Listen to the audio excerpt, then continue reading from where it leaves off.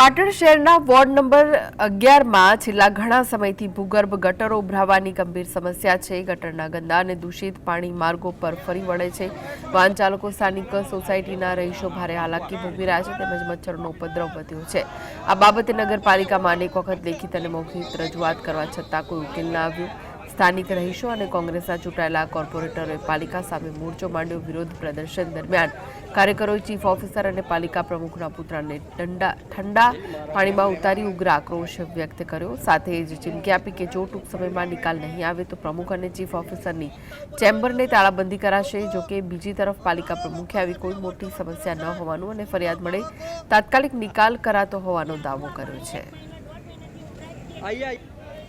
ગટરનું વારંવાર ઉભરાય, વારંવાર અમે ફરિયાદો કરીએ કે આશાબેન અમારા વોર્ડમાં આશાબેન ચૂંટાઈને અમે એમને ફરિયાદો કરીએ તો આશાબેન ફાઈથી અમને જવાબ એમ મળે કે અમે આગળ નગરપાલિકામાં ફરિયાદ કરી, પણ એ લોકો અમારું સાંભળતા નથી। એ લોકો અમારું બિલકુલ નહીં સાંભળતા, તો પછી અમારે કોને ફરિયાદ કરવાની? સુખે સૂઈ નથી શકતા એવું ગંદુ પાણી, એવી ગંદી વાસ મારે છે।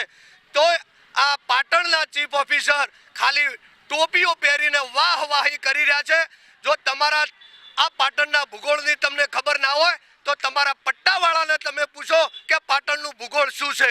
તમને ખબર નથી। આ એક ઐતિહાસિક નગરીને એ તમે આ ચીફ ઓફિસરે અને આ પ્રમુખે ગારા નગરી બનાવી દીધી છે।